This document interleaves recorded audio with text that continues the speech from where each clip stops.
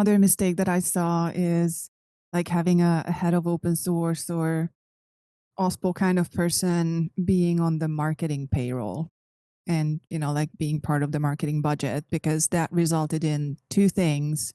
One, when there were budget cuts, the person's role was cut because being, on marketing headcount, the person had virtually zero influence over how product development was going and how the use and investment in open source was happening. So they had like really not much influence. They couldn't really make a difference from that position, and it's really bad and it's really sad to see, because it really does matter like how you set up these roles and how you set up these organizations. Because if someone is put into the wrong department in a company, then you just set up the person to fail, and then you spend money on something that's never going to work.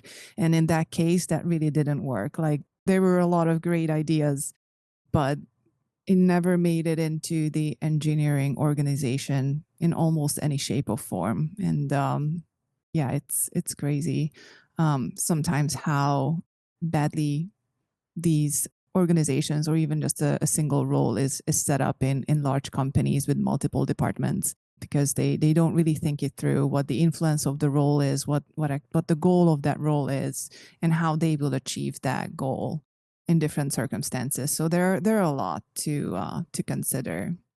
What I thought about is it's also often that it's a person who get this role, but it's really hard to fulfill a certain like range of levels and people to talk to. So when I was getting from my former company from Aided into Bosch centrally, there was another guy from the open source field, and what I really see, he could speak and motivate up to the higher level of management, and he had hard times to get down to the engineering side, really, to talk to the engineers, because they were like, what kind of story are you making up here?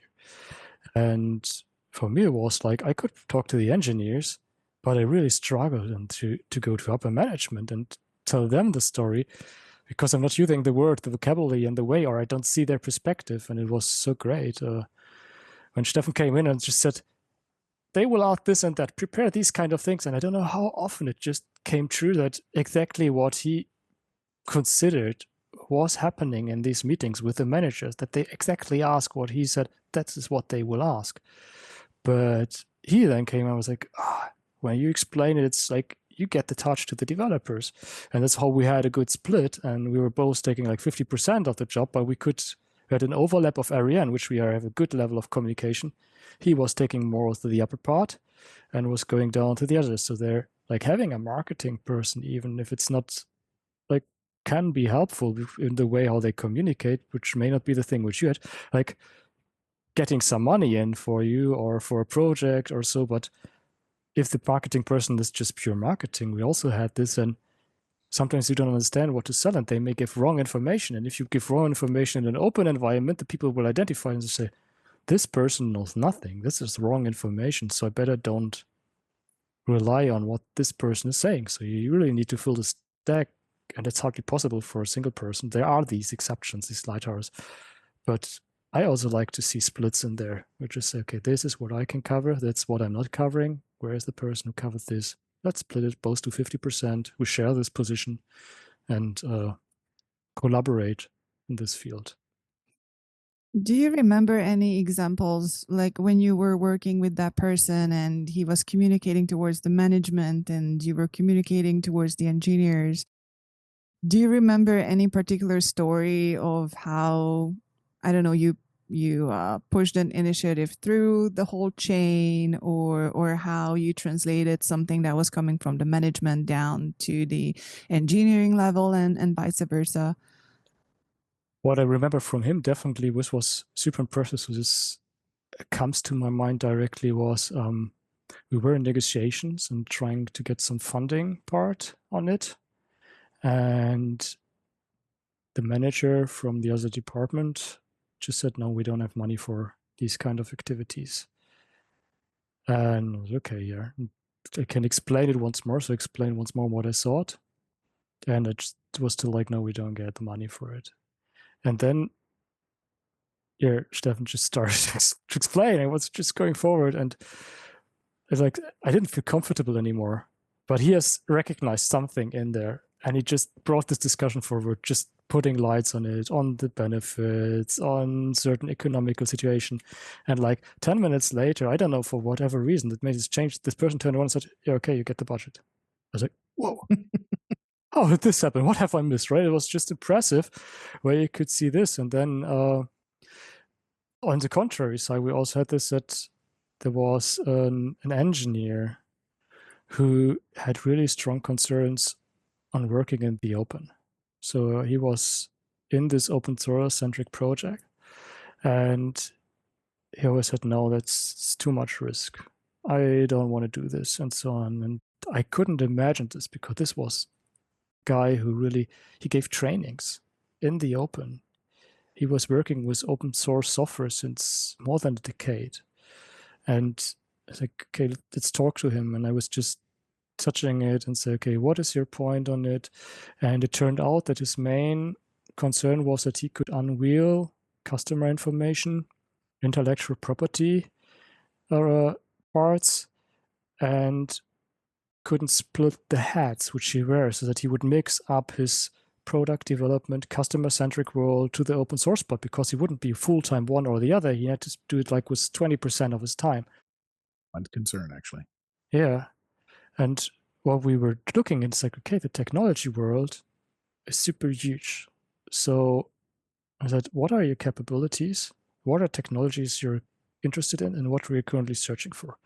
And we figured out that there was a gap in an area. So he was not aware, he was not knowing the build tooling, but he knew build tooling from the past. He wasn't knowing the RTOS, but he knew RTOS from the past.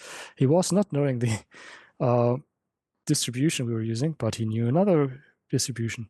So what was then for him, I said, could you imagine to do this, that, and the other part? Do you see any conflict? He said, no, this works for me. And the thing is, he could bring a lot of experience into the project. He could take things out of the project. And over the time, just getting into it, he learned, like, what can I share? Maybe I don't have to share. I remember when he came in and said, I'm writing to these people. We have never met. They don't know who I am. And they respond just to my question. And I said, yes, why not? You ask a valid question. They are interested in what you're doing, so they will give a response. And it's like, I have never experienced this before. Typically, they ask what the cost center, what are happening, and so on. What should I do? I'm busy, or so.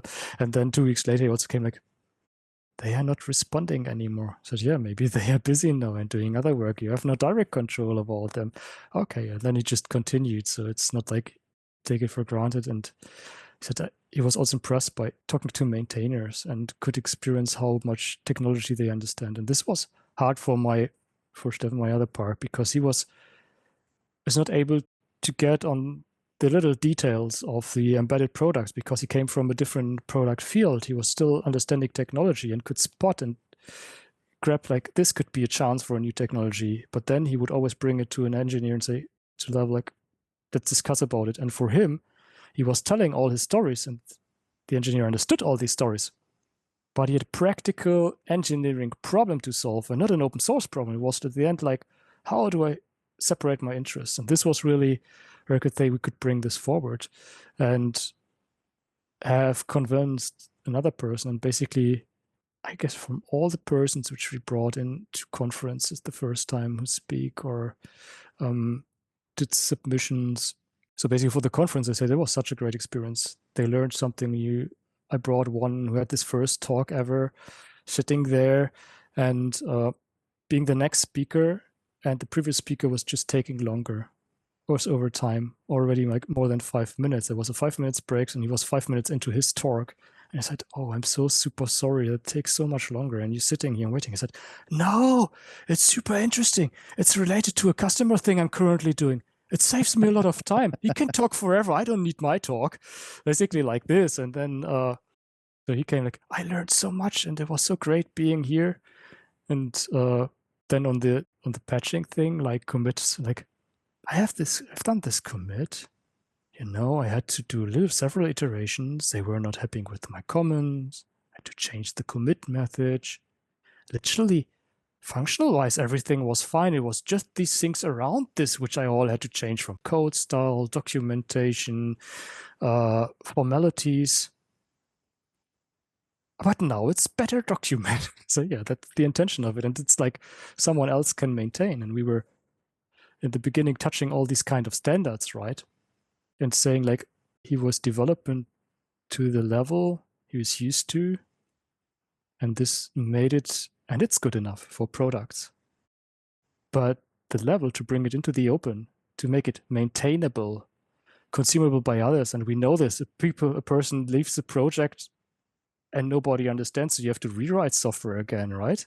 Because nobody can maintain whatever code was written. And then you also call the experts in a fire thing, like it's a burning issue nobody can solve, but you need this special expert because he's the one most likely written the code where nobody else could solve the thing. So it's like a self-call thing. And this is what experience the people made.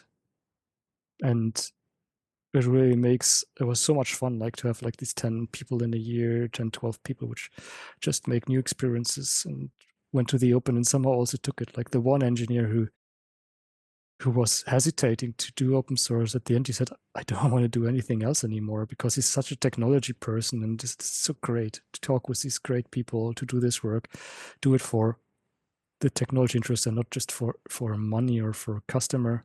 He still likes to have customers because it's like that's how get a reputation and so on. But it was a quite interesting experience for them. And it pays into like, here's quality, right? Especially with the patching thing, you could say. It creates a quality level, and it's directly the counter argument to those saying open source does not bring quality. Open source is not secure. Open source, like there is peer reviews almost everywhere. It's professional engineers writing this code, and they are committed to, with their heart, to the project they are maintaining, because it's a lot of extra effort often also.